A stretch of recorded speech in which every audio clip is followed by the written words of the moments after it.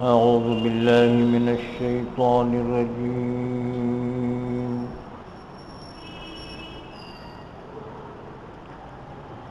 بسم الله الرحمن الرحيم.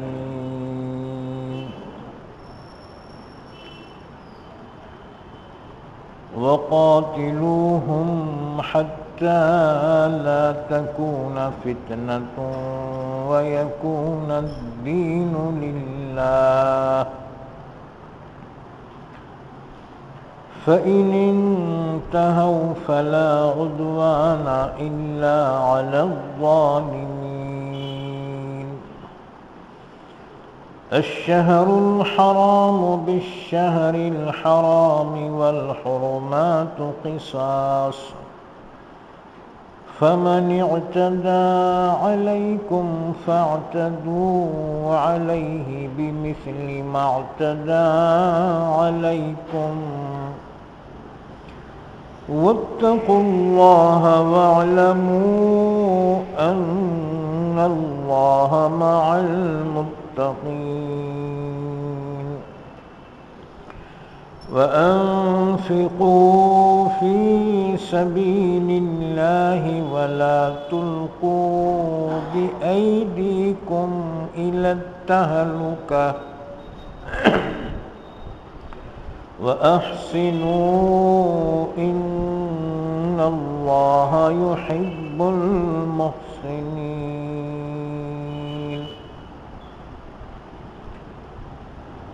پناہ میں آتا ہوں میں اللہ کی شیطان مردود سے.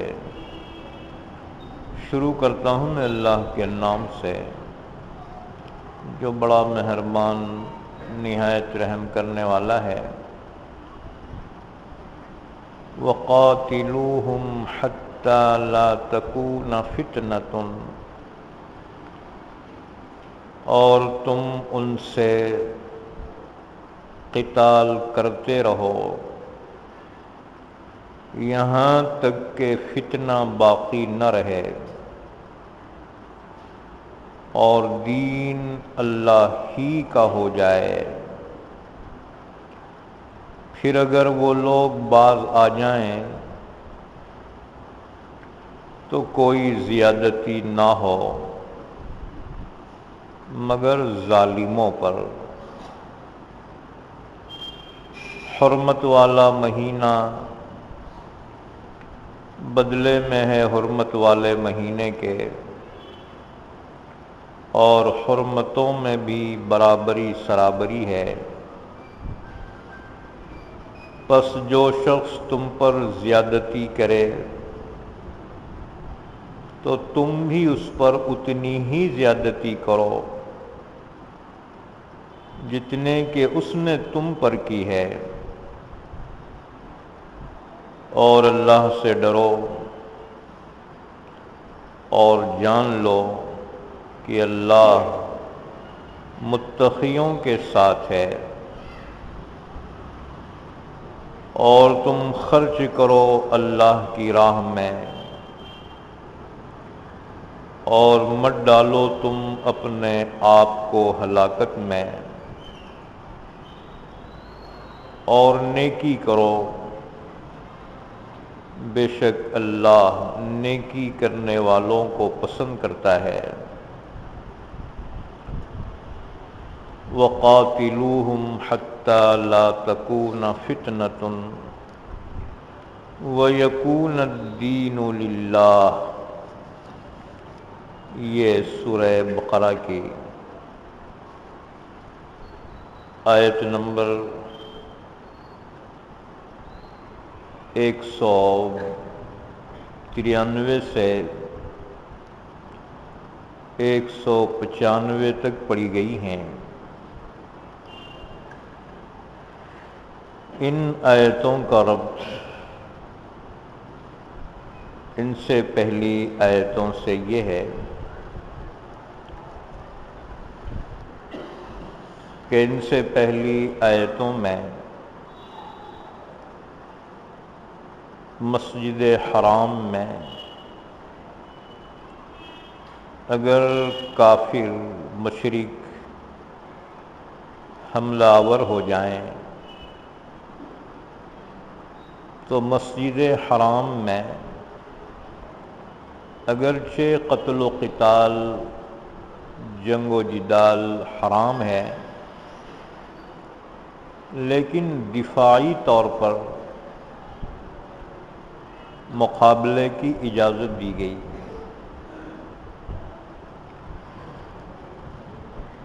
وَلَا تُقَاتِلُوهُمْ عِندَ الْمَسْجِدِ الْحَرَامِ حَتَّى يُقَاتِلُوكُمْ فِيهِ فَإِن قَاتَلُوكُمْ فَاقْتُلُوهُمْ كَذَلِكَ جَزَاءُ الْكَافِرِينَ۔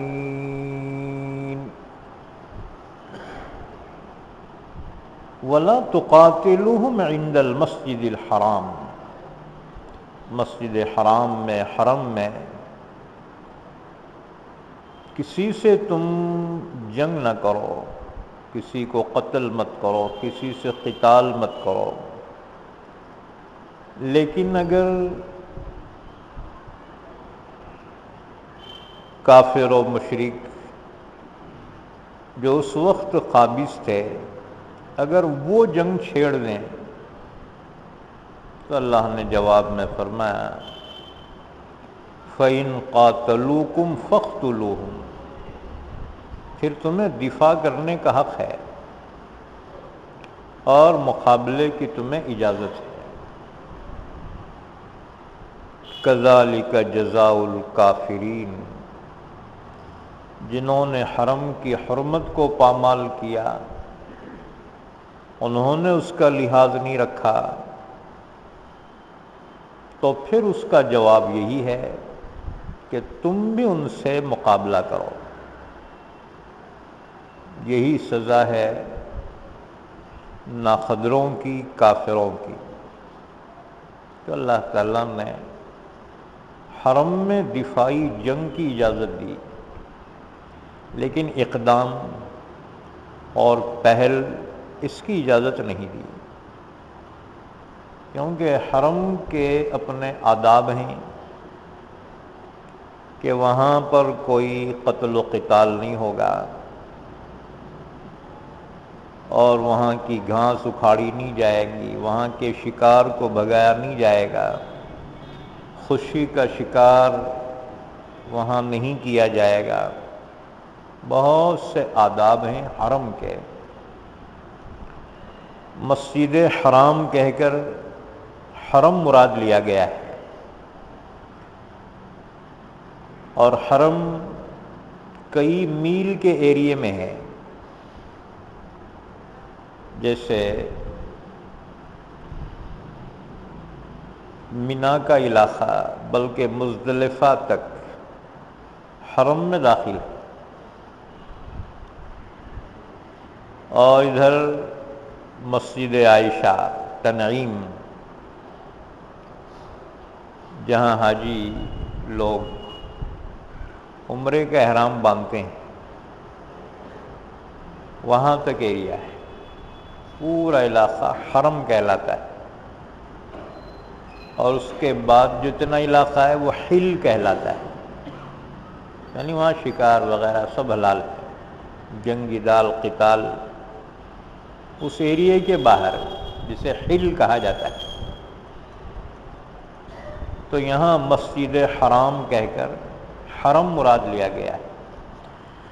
وَلَا تُقَاتِلُوهُمْ عِندَ الْمَسْجِدِ الْحَرَامِ، تم ان کافر و مشرکوں سے قتال اور جنگ نہ کرو مسجد حرام میں، یعنی حرم میں، حَتَّى يُقَاتِلُوكُمْ فِيهِ، یہاں تک کہ وہ خود ہی اقدام کریں، خود حملہ آور ہوں، تو پھر تمہیں اجازت دی جا رہی ہے۔ فَإِن قَاتَلُوكُمْ فَاقْتُلُوهُمْ، وہ اگر جنگ شروع کرے، اللہ نے فرمایا پھر ان سے تم قتال کرو، پھر ان کو مارو۔ کہاں؟ فَاقْتُلُوهُمْ حَيْثُ وَجَدتُّمُوهُمْ، جہاں ملے وہاں مارو، کعبے کے پردے میں ملے وہاں مارو۔ کیوں؟ پہل انہوں نے کی، حرم کا احترام انہوں نے برباد کیا، پامال کیا، تمہیں اس دفاع کی اجازت ہے۔ بلکہ دنیا کا قانون بھی ہے کہ دنیا کا ہر قانون دفاع کی اجازت دیتا ہے۔ اگر کوئی حملہ آور ہو جائے تو اپنا دفاع، اپنی حفاظت دنیا کا ہر قانون دیتا ہے۔ اگر اسلام نے دیا، اسلام پہ کوئی دوش نہیں، اپنے دفاع کی اجازت ہے، چاہے وہ حرم ہی میں کیوں نہ ہو، اپنا دفاع تم کر سکتے ہو۔ كَذَلِكَ جَزَاءُ الْكَافِرِينَ، اسی طرح کافروں کی سزا اور جزا ہے۔ فَإِنِ انْتَهَوْا فَإِنَّ اللَّهَ غَفُورٌ رَحِيمٌ، ان کو ایک چانس دیا گیا کہ اگر وہ باز آ جائے اپنی حرکتوں سے تو اللہ بھی معاف کرنے والا ہے، اللہ انہیں معاف کر دے گا۔ یہ باز آنے سے کیا مراد؟ باز آنے سے مراد اپنے شرک سے توبہ کر لے، کفر سے توبہ کر لے، اللہ ان کے اسلام کی ناقدری نہیں کرے گا، ان کی توبہ قبول ہوگی، ان کا اسلام قابل قبول ہوگا۔ مسلمانوں کو بھی چاہیے ان کے اسلام کی قدر کرے، اور پچھلے جرائم کو اسلام سب مٹا دیتا ہے۔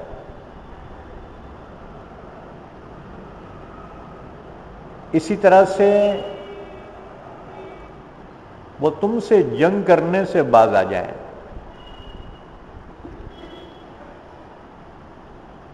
فَإِنِ انْتَهَوْا فَإِنَّ اللَّهَ غَفُورٌ رَحِيمٌ، اگر وہ باز آ جائیں تو بے شک اللہ تعالیٰ بخشنے والا، رحم کرنے والا ہے۔ وَقَاتِلُوهُمْ حَتَّى لَا تَكُونَ فِتْنَةٌ وَيَكُونَ الدِّينُ لِلَّهِ، اور ان سے تم قتال کرو۔ قتال بولے تو جنگ، اجازت دی اللہ تعالیٰ نے۔ وَقَاتِلُوهُمْ، اسی کو جہاد بھی کہیں گے۔ وَقَاتِلُوهُمْ، اور وہ کفار مشرکین جو قابض ہیں کعبۃ اللہ اور حرم کے علاقے پر، ان سے تم قتال کرو۔ حَتَّى لَا تَكُونَ فِتْنَةٌ، یہاں تک کہ فتنہ باقی نہ رہے۔ فتنے سے کیا مراد؟ ایک فتنہ تو عام ہے، مشہور ہے، فتنہ فساد کے معنی میں، بدامنی پھیلانا، مار دھاڑ کرنا، ظلم کرنا، زیادتی کرنا، حق تلفی کرنا، ایک تو فتنہ یہ ہے عام معنی میں، جیسا کہ مشرکین مکہ ایمان والوں کو تکلیف پہنچاتے رہے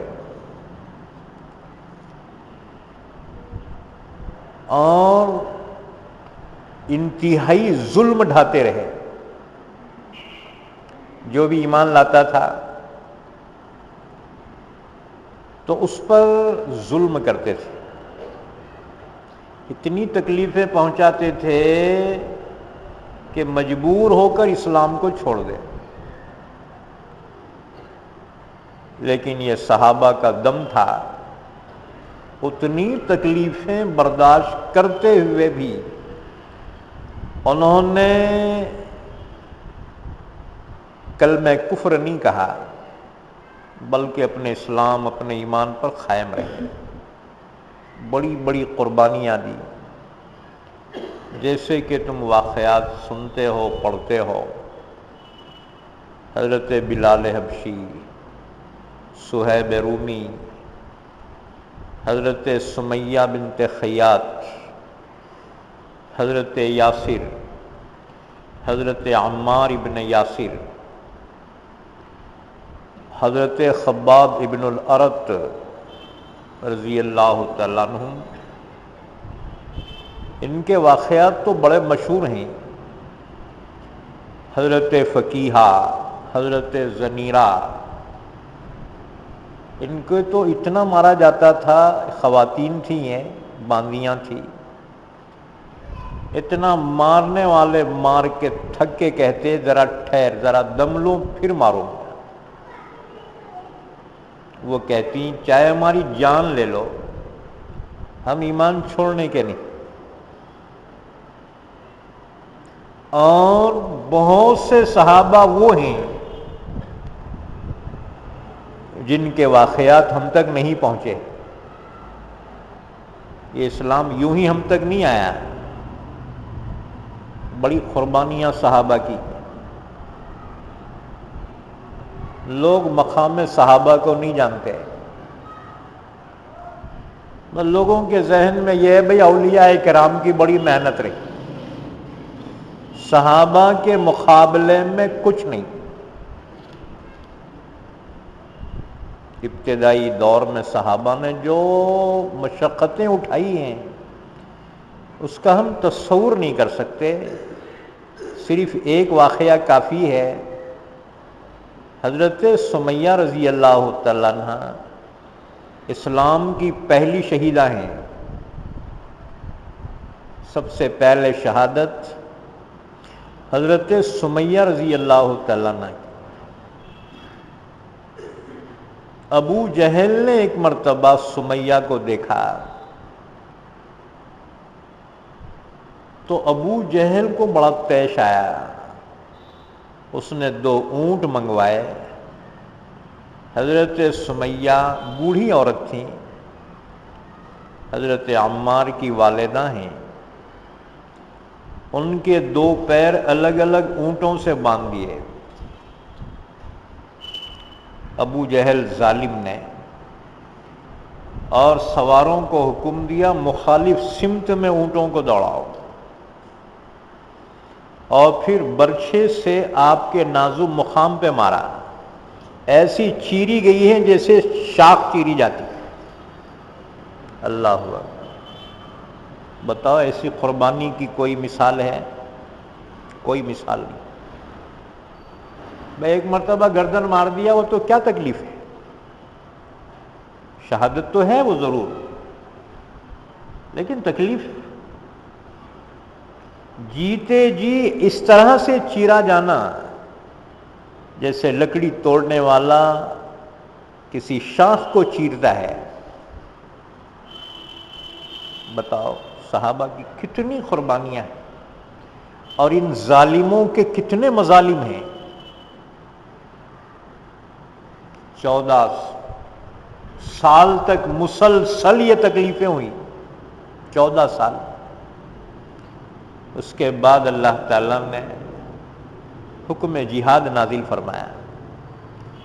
عنوان کیا رکھا؟ اذن للذین یقاتلون بانہم ظلموا۔ ان مظلوموں کو اب اجازت دی جا رہی ہے کہ تم اپنا دفاع کر سکتے ہو۔ ابھی تک تو دفاع کی بھی اجازت نہیں تھی، مکے میں تو یہی حکم تھا صبر کرو۔ کتنا صبر کرے، اور صبر کرو، یہاں تک کہ آیت شریفہ نازل ہوئی، ام حسبتم ان تدخلوا الجنۃ۔ اب دیکھو ایک زخمی ہے، اب اس کی ہمدردی کرنا نا اور تنبیہ کی جا رہی ہے۔ صحابہ کی قربانیوں کا اندازہ لگاؤ، پوری امت مل کر صحابہ کی قربانی کو نہیں پہنچ سکتی، پوری امت مل کر۔ حالانکہ فسادات میں، دنگوں میں کتنا ظلم ہوتا ہے، اندازہ لگاؤ صحابہ پہ کیا گزری ہوں گی۔ اسلام کے صف اول کے لوگ ہیں، سلام ہے ان پر کہ ان کی ثابت قدمی سے اسلام ہم تک پہنچا، ورنہ اسلام تو مکے کی گلیوں میں دم توڑ چکا ہوتا۔ اگر صحابہ برداشت نہ کرتے، اسلام تو مکے کی گلیوں میں دم توڑ چکا ہوتا۔ ان صحابہ کی قربانیوں کو سلام ہو، اسی راستے پہ امت چلی ہے، اسلام آج تک زندہ ہے، آگے بھی باقی رہے گا، ان کے راستے پہ چلو۔ اہدنا الصراط المستقیم صراط الذین انعمت علیہم، یہ ہیں جن پر اللہ نے انعام کیا، اپنے عرش سے جن پہ سلام بھیجے، یہ صحابہ، ان کی راہ پر چلو، یہی راہ ہدایت ہے۔ خود سوچ کے اسلام کو سمجھنا کافی نہیں ہے، ان کی راہ پہ چلو۔ اتنی تکلیفیں، اللہ اکبر۔ اچھا تسلی تو دینا نا، نہیں اور تنبیہ کی جا رہی، اللہ اکبر۔ اللہ نے تو اتنا آزمایا صحابہ کو کہ شاید امت میں سے کسی کو اتنے آزمایا ہو۔ اللہ نے ایک منظر کھینچا ہے جنگ خندق کا، فرمایا کہ آنکھیں پھٹی کے پھٹی رہ گئی جبکہ دشمن نے مدینے کا حصار کر لیا ہے، جان بچانے کی کوئی صورت باقی نہیں رہی، مدینے سے نکل بھی نہیں سکتے تھے، باہر سے دشمن حملہ ہے، اندر سے یہودیوں کی سازشیں، یہودی اپنے پر تول رہے ہیں، اسلام کو آج تو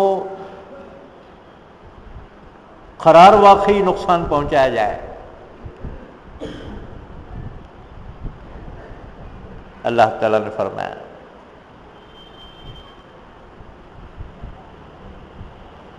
یہاں تک کہ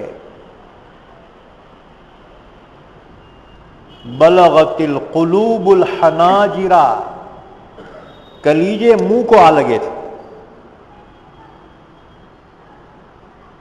وَتَظُنُّونَ بِاللَّهِ الظُّنُونَا، او ایمان والو اس وقت تمہارے دلوں میں طرح طرح کے خیالات آ رہے تھے کہ اللہ ہے تو اس کی مدد کہاں ہے، آخر ہماری مدد کب کی جائے گی۔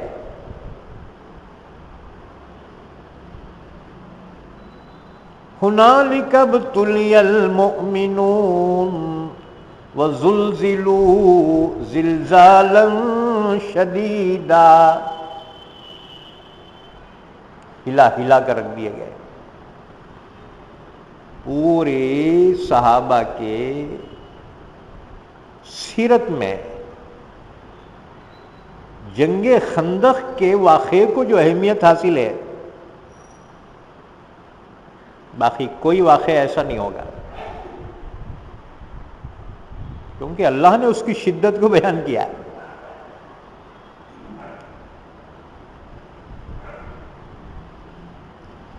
تو اس موقع پر صحابہ کرام نے ثابت قدمی دکھائی،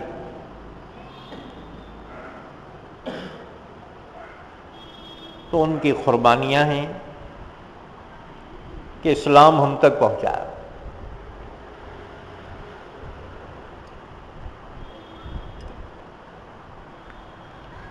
اگر ایسے لوگوں کو دفاع کا اللہ نے اختیار دیا،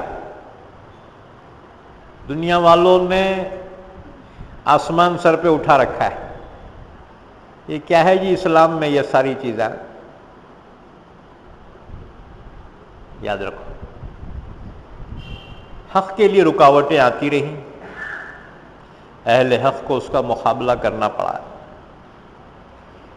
اسلام نے ناحق کسی پہ ظلم کی اجازت نہیں دی، بلکہ ظلم سہنے کا حکم دیا. آخر کب تک؟ 14 سال کے بعد اللہ اجازت دے رہا ہے. 15ویں سال میں یہ حکم جہاد نازل ہوا، 15ویں سال میں، ورنہ صبر ہی کا حکم ہے. اتنی تکلیفیں ہو رہی ہیں، اللہ کی طرف سے حکم ہو رہا ہے اور برداشت کرو، صبر کرو.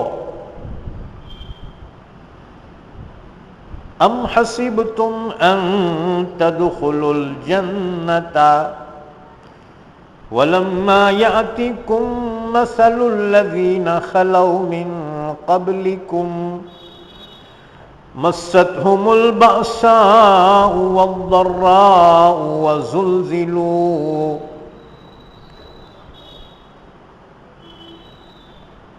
پچھلی امتوں کے ایمان والوں پہ تو بہت تکلیفیں آئی، تم ابھی سے گھبرا گئے.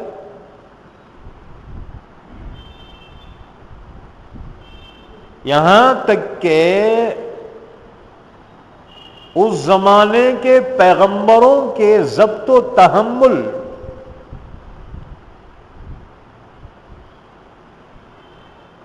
کو بھی زلزلہ آ گیا. مستهم البأساء والضراء وزلزلوا حتى يقول الرسول والذين آمنوا معه متى نصر اللہ. پیغمبروں نے کہا یا اللہ آخر تیری مدد کب آئیں گی؟ کیا ہم ختم ہونے کے بعد آئیں گی کیا؟ اندازہ لگاؤ نبی جیسے صابرین وہ حالات کیسے ہوں گے کہ نبیوں سے بھی برداشت نہیں ہو سکا. اللہ اکبر. اندازہ لگاؤ نبی تو صبر کے پیکر ہوتے ہیں، ساری امت کا صبر ایک طرف، نبی کا صبر ان سے بڑھ جاتا ہے. وہ حالات کیسے ہوں گے کہ ایسے صابرین کے بھی قدم ڈگمگانے لگے.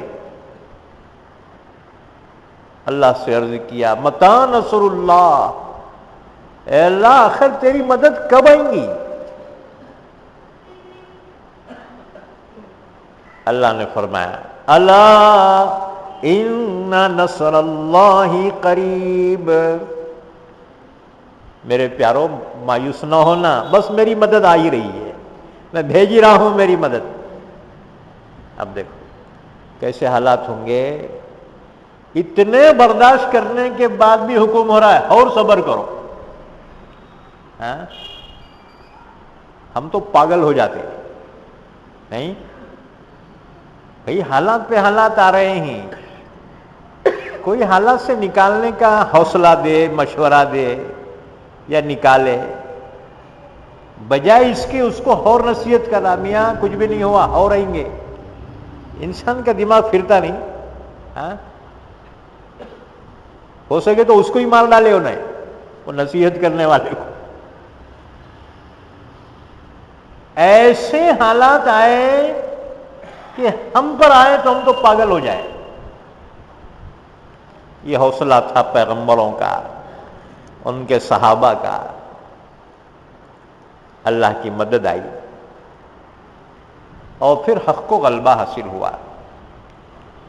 تو 15ویں سال میں اللہ تعالیٰ نے حکم دیا کہ اب تم دفاع کر سکتے ہو، اب اجازت دی جا رہی ہے. اور عنوان کیا پیارا قائم کیا دیکھو کہ یہ جہاد کی اجازت کس کو دی جا رہی ہے؟ اذن للذین یقاتلون بانہم ظلموا، ظلموا جن پہ ظلم کیا گیا ہے. مظلوموں کو اجازت دی جا رہی ہے اپنا دفاع کرو. اور پھر اللہ ہمت بندھا رہا ہے کہ تم موجودہ حالات پہ مت جاؤ کہ دفاع کیسا کرنا، نہتے ہیں نا.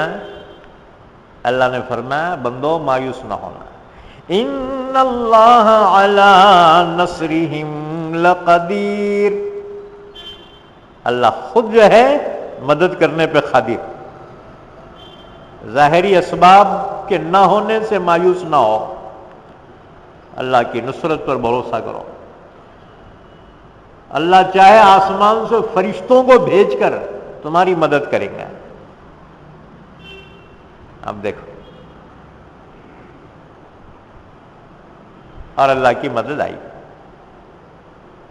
یہ اس لیے بیان کرنا پڑتا ہے کہ لوگوں نے اسلام کے کچھ احکامات کو اٹیک کیا ہے، ٹارگٹ کیا ہے. اسلام میں یہ کیوں ہے وہ، ارے کبھی بھی اٹھے چھوٹے لڑنے کا تھوڑی حکم دیا. ہاں، کیا اہل اسلام دیوانے ہو گئے کیا؟ دوسرا کچھ کاما نہیں ہے ان کو، اٹھے چھوٹے یہ کام ہے کیا؟ نہ، اس کا اسٹیج ہے، اس کے درجات ہیں، اس کے اوقات ہیں، اس کے مواقع ہیں، کنڈیشن ہیں اس کے.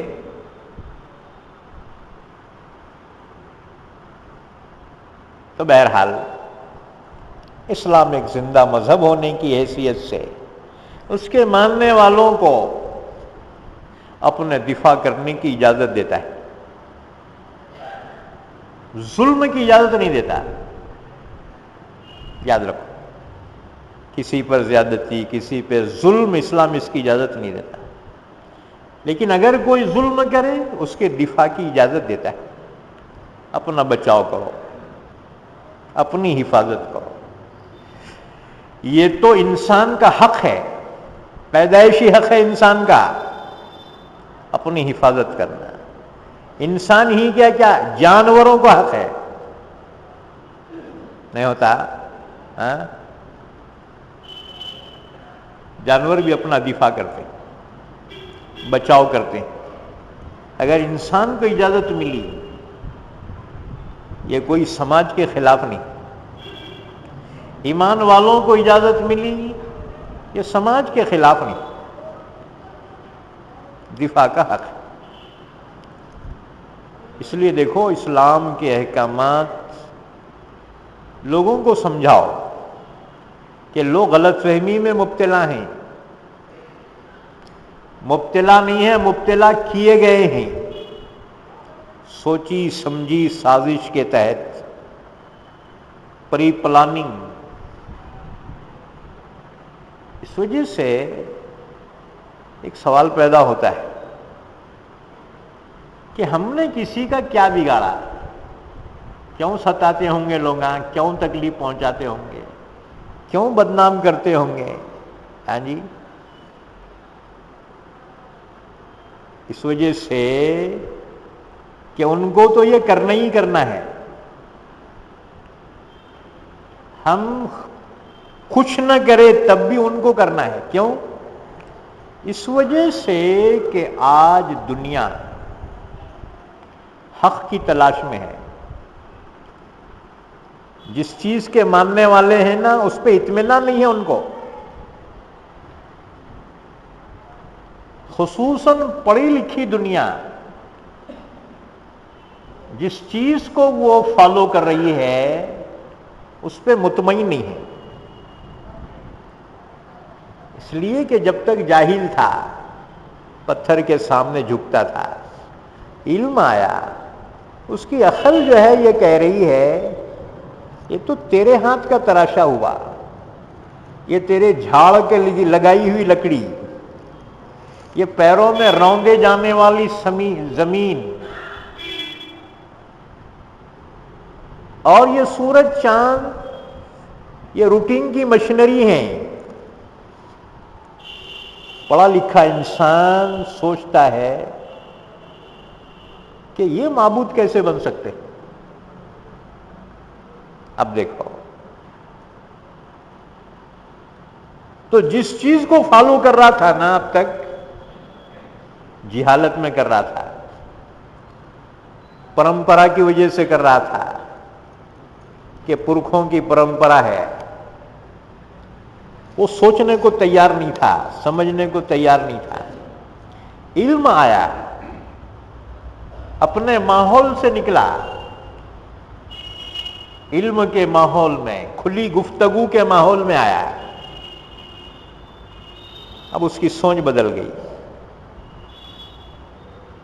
جب اپنے پاس خالی ہے، وہ تلاش میں چل پڑا ہے کہ حق کیا ہے، دین برحق کیا ہے، وہ ضمیر کی آواز کیا ہے، وہ دل کے شکوک و شبہات کو یقین میں بدلنے والی چیز کیا ہے، حق کی تلاش میں۔ اور حق سوائے اسلام کے کوئی نہیں ہے۔ بہت قریب آ گئی دنیا اسلام کے، اب ان کو روکنا ہے۔ اسلام کو اتنا بدنام کیا، آنے والا بھی ٹھٹک کے رک گیا، ارے اسلام ایسا ہے، قریب آ کے قومیں رک گئی، اسلام کی سرحد کے قریب آ کے رکے ہوئے لوگ۔ اور رکاوٹ کون پیدا کی؟ رکاوٹ ان لوگوں نے پیدا کی جو جانتے ہی اسلام برحق ہے۔ اگر اسے بدنام نہ کیا جائے تو لوگ تو یدخلون فی دین اللہ افواجا، جوق در جوق اسلام قبول کرتے چلے جائے۔ یہ سب سے بڑا خطرہ ہے قوموں کے ٹھیکیداروں کو، سب سے بڑا خطرہ ہے۔ اس لیے اتنا بدنام کیا، ایک ایک بات اٹھا کے بدنام کر رہے ہیں۔ اب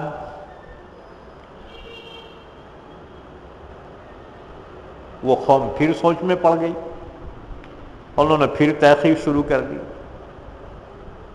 کہتے ہیں قرآن پاک 9/11 کے بعد یورپ میں جتنا پڑھا جا رہا ہے اس سے پہلے کبھی نہیں پڑھا گیا۔ اللہ اکبر۔ اب دیکھو، انہوں نے سوچا کہ یہ اسلام کے پیچھے کیوں پڑے ہوئے لوگ ہیں، آخر معلوم تو کرنا اسلام ہے کیا۔ اب دیکھو، چاہے منفی سوچ ہی کے ذریعے سے قریب تو آ گئے، بدنام گر ہوں گے تو کیا نام نہ ہوگا، چلو اسی بہانے سے پھر ایمان اسلام کے قریب آ گئے۔ اب ہمارے کو ایک ہی کام کرنا ہے، ان کے شکوک و شبہات کو دور کرنا ہے، ان کو کلیئر کر دو۔ ایک قدم ہے بس، اسلام کے محل میں ایک ہی قدم کی ضرورت ہے، آتے آتے رک گئے ہیں، ذرا ان کو ویلکم کرو۔ ہاں جی، ان کی شبہات کو دور کر دو، بس زیادہ کچھ کام نہیں کرنا ہے اپنے کو، ہم سے زیادہ جانتے ہیں، ہم سے زیادہ مطالعہ ہے، بس وہ شکوک و شبہات کو دور کر دو۔ بس قوموں کے ٹھیکیداروں نے اتنا بدنام کیا کہ داخل ہوتے ہوئے قدم رک گئے۔ اور ایک بات یاد رکھو، جتنا بدنام کریں گے اتنے اسلام کے لیے لوگوں کے دلوں میں کشش پیدا ہوگی۔ انسان کی فطرت ہے، الانسان حریص فیما منع، جس سے روکو وہاں برابر جاتا ہے۔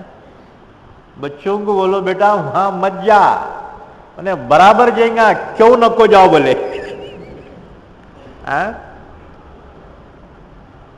بس یہ بھی اللہ کی حکمت ہے، ہم جسے زحمت سمجھ رہے ہیں نا، یہ بھی اللہ کی رحمت ہی ہے۔ قومیں جو بدنام کر رہی ہیں نا، اس میں بھی اللہ کی رحمت ہی ہے۔ کہ قوموں کے دلوں میں کشش پیدا ہو رہی ہے اور وہ قریب آ رہی ہے، آئیں گی، کیونکہ حق ایک ہو سکتا ہے، انیک نہیں ہو سکتے۔ ہاں جی، ایک ہی ہو سکتا ہے، اور وہ اللہ کا سچا دین، آخری شریعت حضرت محمد صلی اللہ علیہ وسلم لے کر آئے۔ اب جو رکاوٹ ہے، دو چیزیں بنی ہوئی رکاوٹ، ایک تو وہ شکوک و شبہات، اور دوسرے ہماری بدعملیاں، دو رکاوٹ بنی ہوئی۔ وہ شک تو پورا جو ہے دور ہو سکتا ہے، لیکن ہماری بدعملیاں کہیں رکاوٹ بنیں گی، اللہ کل ہم کو پھانسی پہ چڑھائے گا، تمہاری وجہ سے میرے بندے رکے رہے۔ تو ہماری بھی اعمال کو صحیح کرنے کی ضرورت ہے۔ یہ بات سمجھ میں؟ وہ پورا قرآن پہ حدیث پہ ڈھکلے تو نہیں چلتا، اپنے بھی اعمال اور کیریکٹر کو صحیح کرنا ہے، کہ لوگ ہمارے اعمال بھی دیکھنا چاہتے ہیں۔ تو بہرحال 15ویں سال میں حکم نازل ہوا، اذن للذین یقاتلون بانہم ظلموا ان اللہ علی نصرہم لقدیر۔ مظلوموں پر مسلسل ظلم ہوتے رہے ہیں، ان مظلوموں کو اجازت دی جا رہی ہے اب تم قتال کرو۔ چنانچہ جنگ بدر ہوئی، جنگ احد ہوئی، جنگ خندق ہوئی، یہ مسلسل چلتی رہی۔ نبی کریم صلی اللہ علیہ وسلم سن 6 ہجری میں یہ تینوں جنگیں ہو گئی تھی، اور مشرکین عرب کو اسلام اور اہل اسلام کی طاقت کا کچھ اندازہ ہو گیا تھا۔ اب وہ جرأت باقی نہیں رہی تھی جو بدر سے پہلے تھی۔ طاقت کا اندازہ ہوا تھا، کیا طاقت کا؟ کہ اللہ کی مدد ان کے ساتھ۔ کبھی بھی دیکھو، ظاہری طاقت سے قوم مرعوب نہیں ہوتی، ان کے پاس اس سے زیادہ ہے۔ کبھی بھی مرعوب ہوں گی روحانی طاقت سے ہوں گی، اخلاقی طاقت سے مرعوب ہوں گی۔ ہماری تھیوری الگ ہے، ہم سمجھتے ظاہری طاقت ہوں گی تو ہم غالب آئیں گے، یہ خیال بالکل غلط۔ وَلَقَدْ نَصَرَكُمُ اللَّهُ بِبَدْرٍ وَأَنْتُمْ أَذِلَّةٌ، بے سر و سامان تھے، اللہ نے محض اپنی نصرت سے بدر میں فتح مبین عطا فرمائی۔ ایمان والوں کی جیت کبھی بھی روحانی طاقت، اخلاقی طاقت سے ہوئی ہے، ظاہری طاقت سے نہیں، یاد رکھو۔ لیکن اس کے معنی بھی یہ نہیں ہے کہ تم سنیاسی بن جاؤ، ہاں جی، اپنے دفاع ضرور کیا کرو۔ چنانچہ اللہ تعالیٰ نے فرمایا وَلَا تُقَاتِلُوهُمْ عِندَ الْمَسْجِدِ الْحَرَامِ حَتَّى يُقَاتِلُوكُمْ فِيهِ فَإِن قَاتَلُوكُمْ فَاقْتُلُوهُمْ كَذَلِكَ جَزَاءُ الْكَافِرِينَ۔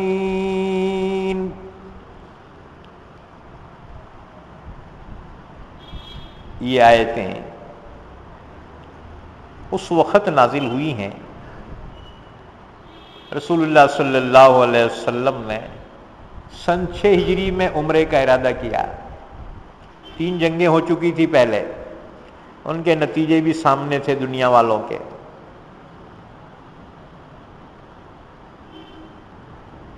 پہلے میں تو ایمان والوں کی پوری قوت کے ساتھ کامیابی ظاہر ہو گئی، دوسرے میں شروع میں کامیاب ہو گئے، پھر ذرا نافرمانی کی وجہ سے شکست ہو گئی۔ مشرکین جانتے تھے ہماری طاقت سے ان کو فتح نہیں ہوئی ہے، ہماری ہوشیاری سے ہوئی ہے۔ خندق ہوئی، خندق میں کئی دنوں تک محاصرہ رہا، کامیاب نہیں ہو سکے۔ اللہ کی جانب سے عذاب آیا، طوفانی سرد ہوائیں آئی، مشرکین ناکام واپس ہو گئے۔ یہ نتیجے سامنے تھے۔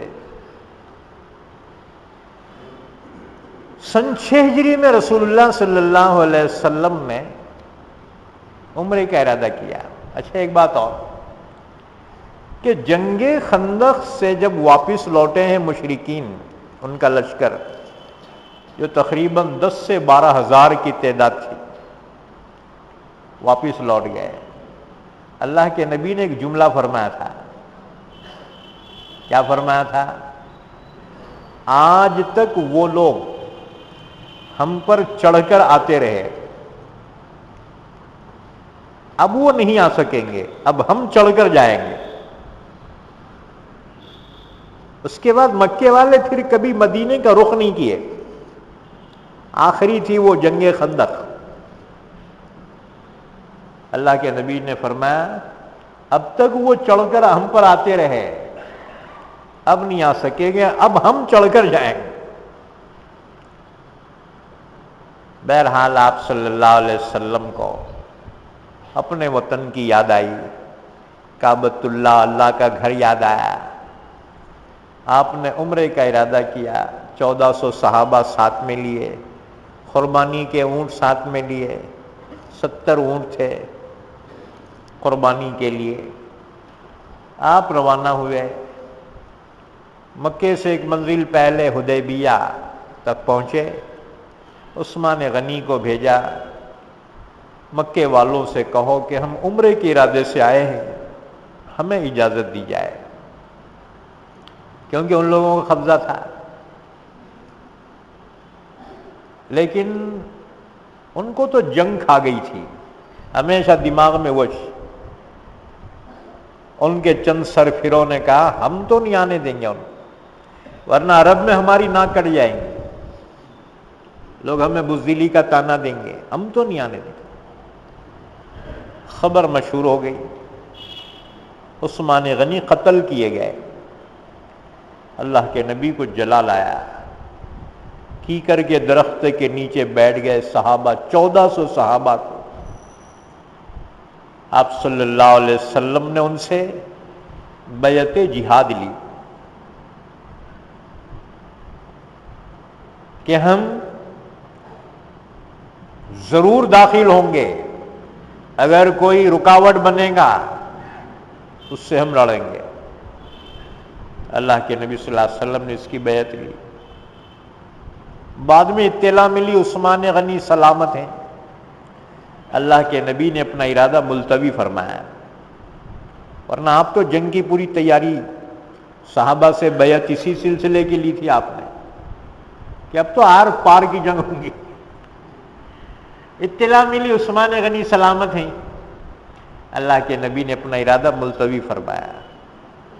اس کے بعد پھر آپ صلی اللہ علیہ وسلم نے ذرا نرم پہلو اختیار کیا، زیادہ سختی بھی نہیں چلتی، کچھ نرم پہلو بھی ضروری ہے۔ چنانچہ آپ نے کچھ نرمی اختیار فرمائی، آخر صلح ہو گئی۔ صلح میں پہلی جو دفعہ تھی، اس سال مسلمان عمرہ نہیں کر سکیں گے، واپس لوٹ جائیں گے۔ کیوں نہیں کرنے دیا عمرہ؟ ان کی ناک نہ کٹ جائے، ورنہ عرب تانا نے کیا رہے تمہارے دشمنہ جو ہے تمہارے شہر میں داخل ہو۔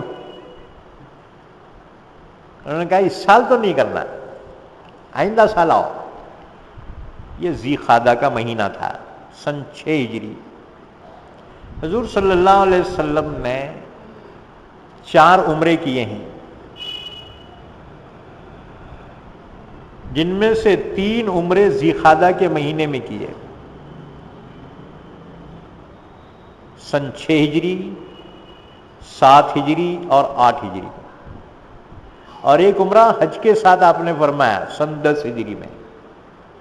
آپ نے 4 عمرے فرمائے اور ایک حج فرمایا، یعنی اسلام میں فرض ہونے کے بعد۔ تو ذی-قعدہ کا مہینہ سن 6 ہجری میں صلح ہو گئی، معاہدہ ہو گیا کہ اس سال مسلمان عمرہ نہیں کریں گے، واپس لوٹ جائیں گے، آئندہ سال آئیں گے، اسی مہینے میں عمرہ ادا کریں گے، 3 دن رہیں گے، چوتھے دن نہیں رہیں گے، ہتھیار ساتھ میں نہیں لیں گے۔ اللہ کے نبی نے فرمایا ہمیں منظور ہے، ہر شرط منظور کر لی۔ اللہ کے نبی تھے،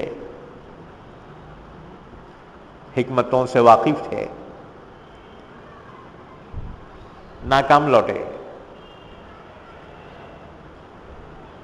صحابہ اتنے مایوس ہو گئے پوچھو مت۔ ہمیں اجازت دیتے تو ہم لڑ بھیڑ کے برابر کر لیتے تھے، یہ کیا ہمیں واپس لوٹایا جا رہا ہے؟ اللہ کے نبی نے فرمایا قربانی کے جانور حرم میں بھیج دو، ذبح ہو جائے، واپس لوٹ جاؤ، احرام کھول دو۔ اتنے مایوسی ہوئی صحابہ کو، بڑے جذبات تھے، ایمانی جذبات، بڑی مایوسی ہو گئی۔ راستے میں آیتیں نازل ہوئی، اِنَّا فَتَحْنَا لَكَ فَتْحًا مُبِينًا، کہ ہم نے آپ کو اے نبی فتح مبین عطا کی ہے۔ لیو، بعض چیزیں ہماری کھوپڑی میں نہیں بیٹھتی۔ جب یہ سورت نازل ہوئی سورہ فتح، صحابہ کو بڑا تعجب ہوا کہ ہم تو ناکام واپس لوٹ رہے ہیں، عمرہ تک ادا نہیں کرنے دیا انہوں نے۔ اللہ تعالیٰ فرما رہا ہے ہم نے فتح مبین عطا فرما دی۔ لیو،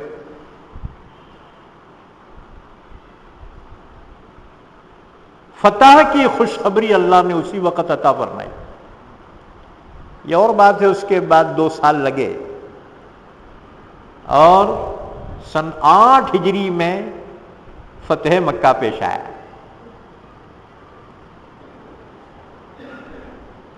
اللہ کی حکمت اللہ بہتر جانتا ہے، اللہ کے نبی بہتر جانتے ہیں اللہ کے منشے کو۔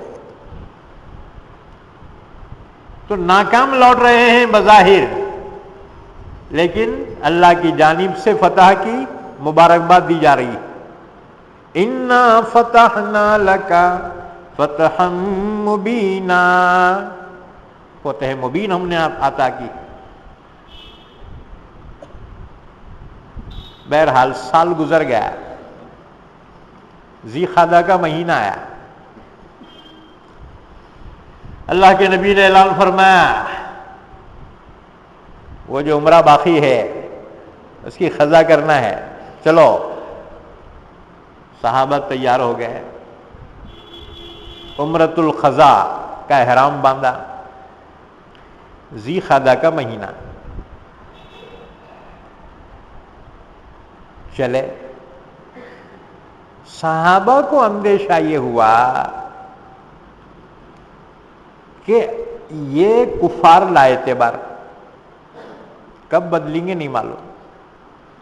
اگرچہ معاہدہ صلح کا ہو چکا ہے، صلح کا زمانہ چڑھا ہے، یاد رکھو، جنگ کا دور نہیں ہے، 10 سال جنگ بندی کا معاہدہ ہو چکا ہے، لیکن ایمان والوں کو اطمینان نہیں تھا کہ یہ لوگ اس پہ قائم رہیں گے۔ ان کو اندیشہ یہ تھا اگر انہوں بدل گئے تو ہم کیا کرنا، ہم دفاع کر سکتے کیا نہیں کر سکتے۔ کیا رکاوٹ تھی ان کو؟ 3 رکاوٹیں تھیں۔ ایک رکاوٹ تو تھی معاہدہ ہو چکا تھا، اور اسلام نے معاہدے کا پابند بنایا مسلمانوں کو. کوئی پابندی کرے نہیں کرے تم تو برابر کرو. لا دین لمن لا عہد لہ، جو عہد کا پاس و لحاظ نہ کرے اس کا دین ہی نہیں. وَأَوْفُوا بِالْعُقُودِ، اللہ نے فرمایا عہدوں کو پورا کرو، کوئی کرے نہ کرے. یا ایھا الذین آمنوا اوفوا بالعقود، ایمان والوں کو پابند قرار دیا گیا ہے.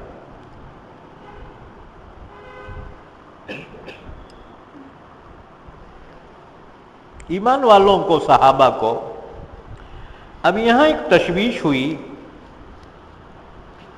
کہ اگر یہ معاہدہ توڑ کر حملہ کر دیں تو ہم کیا کرنا ہے؟ تین چیزیں رکاوٹ تھی. ایک تو معاہدہ ہو چکا تھا صلح کا، مسلمان پابند تھے، اس کے خلاف نہیں کر سکتے تھے. دوسری رکاوٹ تھی حرم تھا. حرم میں اگر مشرکین نے جنگ چھیڑ دی تو حرم میں لڑنا تو درست نہیں ہے، پھر کیسا کرنا؟ دوسری رکاوٹ. تیسری رکاوٹ یہ تھی کہ مہینہ ذی قعدہ کا تھا. 4 مہینے سال میں ایسے ہیں جن میں جنگ کرنا حرام ہے. وہ 4 مہینے اشہر حرم کہلاتے ہیں. منہا 4 حرم، سال کے 12 مہینوں میں سے 4 مہینے حرمت والے مہینے ہیں، اس میں جنگ کرنا جائز نہیں. وہ 4 مہینے ذی قعدہ، ذی الحجہ، محرم، یہ 3 تو مسلسل ہیں. ذی قعدہ، ذی الحجہ، محرم اور رجب. عرب کہتے تھے رجب مضر، بڑا قبیلہ تھا مضر، ان کے پاس یہ مہینے کے نام رجب تھا، رجب مضر. اب وہ مضر چلے گیا، اب رجب ہی رہ گیا. تو یہ 4 مہینے تھے جن میں جنگ کرنا حرام تھا. اچھا، اس بات کے قائل عرب بھی تھے، عرب بھی مانتے تھے اس کو. کون سے عرب؟ کافر، جاہل، وہ بھی ان کا خیال کرتے تھے. سال میں 2/3 میں لڑتے تھے، 1/3 میں امن سے رہتے تھے. 8 مہینے لڑتے رہتے تھے ارواں، اتنے سرکٹ تھے. اور 1/3 یعنی 4 مہینے میں آرام کرتے تھے. حج کرنا، عمرہ کرنا، تجارت کرنا، آمد و رفت میں امن تھا. منڈیاں لگتی تھی، میلے لگتے تھے، تجارت ہوتی تھی. 4 مہینے کماتے تھے خوب. 8 مہینے لڑتے بیٹھتے تھے. لڑنا کمپلسری تھا، ایسی سرکٹ قوم تھی. وہ تو اللہ کے نبی کا معجزہ ہے. اس قوم کو ایسا سدھارا ہے اللہ کے نبی نے کہ ان کے لیے آسمانوں سے سلام آئے ہیں اللہ کے. خود نہ تھے جو راہ پر اوروں کے ہادی بن گئے. کیا نظر تھی جس نے مردوں کو مسیحا کر دیا. یہ اللہ کے نبی کا معجزہ تھا. اتنی سرکٹ قوم کو اتنا بہترین معاشرہ بنا دینا یہ اللہ کے نبی ہی کا حق تھا اور آپ ہی کے لیے زیبا تھا، اور یہ کام آپ ہی سے ہو سکتا تھا. دوسروں سے سدھرنے والی قوم نہیں تھی. لم یکن الذین کفروا من اہل الکتاب والمشرکین منفکین حتی تأتیہم البینہ رسول من اللہ یتلو صحف مطہرہ فیہا کتب قیمہ. آپ کے بغیر سدھرنے والی قوم نہیں تھی. ہاں؟ آپ صلی اللہ علیہ وسلم اس قوم کو سدھارا. اللہ اکبر.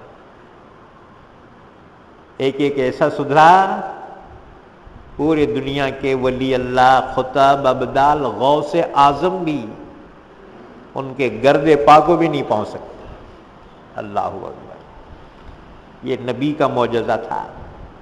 صحابہ کا معاشرہ نبی کا معجزہ ہے. ٹھیک ہے اولیاء کرام عبادت میں بڑھ جائیں گے، ریاضت مجاہدے میں بڑھ جائیں گے، لیکن جنہوں نے اللہ کے نبی سے براہ راست تربیت حاصل کی وہ صرف صحابہ کی جماعت. اچھا، تو تین چیزیں ایمان والوں کو تشویش میں ڈالی ہوئی تھی. سن 7 ہجری میں آئے صحابہ اللہ کے نبی کے ساتھ. اس 6 ہجری کے عمرے کی قضا کرنے کے لیے، اس لیے اس عمرے کو عمرۃ القضا کہا جاتا ہے. ذی قعدہ کا مہینہ ہے. یہ مہینہ سب اس کا احترام کرتے تھے، لیکن مسلمانوں کو تشویش یہ ہوئی، صحابہ کو کفار لائے تھے بات. اگر اچانک حملہ آور ہو جائے تو ہم کیا کرنا؟ ایک تو معاہدہ ہم توڑ نہیں سکتے، دوسرے حرم میں لڑ نہیں سکتے، تیسرے حرمت والا مہینہ ہے اس میں نہیں لڑ سکتے. اب کیا کرنا؟ اللہ نے فرمایا کوئی بات نہیں ہے، تم پہل تو نہیں کر رہے نا، اقدام تو نہیں کر رہے، شروعات تم نہیں کر رہے نا، شروعات ادھر سے ہو رہی ہے، لہذا اپنے دفاع میں لڑنے کی تمہیں اجازت دی جاتی. وَقَاتِلُوهُمْ حَتَّى لَا تَكُونَ فِتْنَةٌ. ان سے لڑو. کب تک؟ یہاں تک کہ فتنہ اس سرزمین سے ختم ہو جائے، یعنی کفر اور شرک جزیرت العرب سے باہر نکل جائے. کیونکہ یہ مرکز توحید ہے، مرکز ایمان ہے، یہ کعبۃ اللہ ہے. یا شرک پھر نہیں پنپ سکے گا. بہت ہوا، بہت جلا کھایا اب تک. اللہ نے فرمایا فیصلہ کرو. ایمان والو، تم نے شروعات نہیں کی ہے، شروعات انہوں نے کی، اب انجام تک تم پہنچاؤ. وَقَاتِلُوهُمْ حَتَّى لَا تَكُونَ فِتْنَةٌ وَيَكُونَ الدِّينُ لِلَّهِ. یہاں صرف اللہ کا دین رہے گا. یہاں اس سرزمین پہ سالڈ خالص صرف اور صرف اسلام رہے گا. اس علاقے میں توحید رہے گی، ایمان رہے گا. اب کفر یہاں سے تڑی پار کیا جائے، کفر یہاں پنپ نہیں سکے گا. حتی لا تکون فتنۃ. فتنے سے کیا مراد؟ ایک تو مراد فتنے سے ہے فساد جو مچا رکھا تھا مشرکین نے، اس کا خاتمہ کیا جا رہا ہے. بس اب بہت ہو چکا، اب اس کو ختم کرنا ہے. دوسری بات، فتنے سے مراد کفر ہے، شرک ہے. اللہ نے حکم دیا ایمان والو اب اتنا یہاں لڑو مکے میں، عرب میں، لا تکون فتنۃ. اب یہاں کوئی شرک باقی نہ رہے. اسی لیے دیکھو پوری دنیا والوں سے اسلام کے جو مطالبات ہیں، یا تو کلمہ پڑھے، نہیں پڑھتے ہیں جزیہ ادا کرے. حتی یعطوا الجزیۃ عن ید وہم صاغرون. ذلیل ہو کر جزیہ ادا کرے. اسلام ان کی جان مال کی حفاظت کی ذمہ داری لے گا. اسی لیے ایسے غیر ایمان والوں کو جو ایمان والوں کی حکومت میں رہیں، ٹیکس ادا کریں، ان کو ذمی کہا جاتا ہے، ذمی. اور جو دارالکفر میں رہتے ہیں ان کو حربی کہا جاتا ہے. کافروں کی دو قسمیں ہیں، ایک ذمی، دوسرے حربی. حربی یعنی ان کے ساتھ حالت جنگ میں ہیں، اور ذمی اسلام نے ان کی ذمہ داری لی ہے، حکومت اسلامیہ نے ان کی جان مال کی حفاظت کی ذمہ داری لی ہے، ذمی کہلاتے ہیں. ٹیکس ادا کرے. اگر اس سے بھی انکار کر دے تو پھر حکم دیا گیا ان سے قتال کرو، پھر فیصلہ کر دو. اوروں کے لیے 3 چیزیں ہیں یہ، ان میں سے کوئی ایک چیز. لیکن جزیرۃ العرب والوں سے صرف 2 چیزیں، یا تو ایمان یا پھر قتل، بس. ان سے جزیہ نہیں ہے. کیوں؟ اس لیے کہ وہ مرکز توحید و ایمان ہے. یہاں کوئی صلح کمپرمائز نہیں چلے گی، یا ایمان یا پھر تہ کر دیا جائے. اسی کو فرمایا وَقَاتِلُوهُمْ حَتَّى لَا تَكُونَ فِتْنَةٌ، کفر کا خاتمہ ہو جائے سرزمین عرب سے، مقدس سرزمین عرب سے، جہاں کعبۃ اللہ ہے. وہاں شرک اب نہیں پنپے گا، کفر کو پناہ نہیں ملے گی وہاں. یا تو ایمان کا مطالبہ ہے، نہیں پھر یہاں سے چلے جاؤ، اس سرزمین سے چلے جاؤ. نظر آؤ گے تہ کر دیے جاؤ. حَتَّى لَا تَكُونَ فِتْنَةٌ وَيَكُونَ الدِّينُ لِلَّهِ، صرف اللہ کا دین یہاں پنپے گا، اس کی پہچان ہی اسلام سے ہوگی. اب یہ نادانوں کو کیا بولنا ہے؟ وہاں یہودیاں کو لا کے رکھے، وہ سور کھانے والی قوم انگریزاں، ان کو لا کے رکھے ہوئے پال رہے ان کو. اور یہاں سے کوئی غریب آ گئے، ان کو جو ہے وہ کفیلہ تو اتنے چھٹے ہوئے ہو گئے پوچھو مت. اتنے جو ہے ہمارے بچے جو ہے جا کے آئے روتے، بچے اتنا ستاتے وہاں، اپنے بھائیوں کو ستا رہے، وہ سور کھانے والوں کو پالتے بیٹھے. اللہ اس قوم کو ہدایت دے. وہ علاقہ تو مرکز اسلام، مرکز ایمان، مرکز توحید کا تھا. اللہ کیا فرما، دیکھو یہ قرآن پاک ہے، یہ ہماری رائے نہیں ہے، یا آپ کی رائے پہ نہیں چلیں گا، یہ کسی سیاسی مبصر کی رائے نہیں ہے، یہ تو خالق کائنات کا فرمان ہے. وَقَاتِلُوهُمْ حَتَّى لَا تَكُونَ فِتْنَةٌ وَيَكُونَ الدِّينُ لِلَّهِ، خالص علاقہ توحید کا، یہاں پر کفر نہ ہو، شرک نہ ہو، یہودیت نہ پنپے، عیسائیت یہاں نہیں پنپے گی. بہت دعویٰ کرنا ہے نا، دوسری جگہ لے جا کے رکھو، وہ علاقہ نہیں. اللہ اکبر. اب بتاؤ ذلیل کیوں ہو رہے معلوم ہے؟ اللہ کے فرمان کو چھوڑ کے جو ہے عمل کر رہے. ذلیل نہیں تو کیا ہوں گے؟ ہاں جی، قرآن کو چھوڑ کے جو قوم زندگی گزارے، چاہے نبیوں کی اولاد ہو، صحابی کی اولاد ہو، ولیوں کی اولاد ہو، اللہ کے فرمان اور قرآن کو چھوڑ کے زندگی گزارے، وہ تو ذلیل ہونا ہی ہے.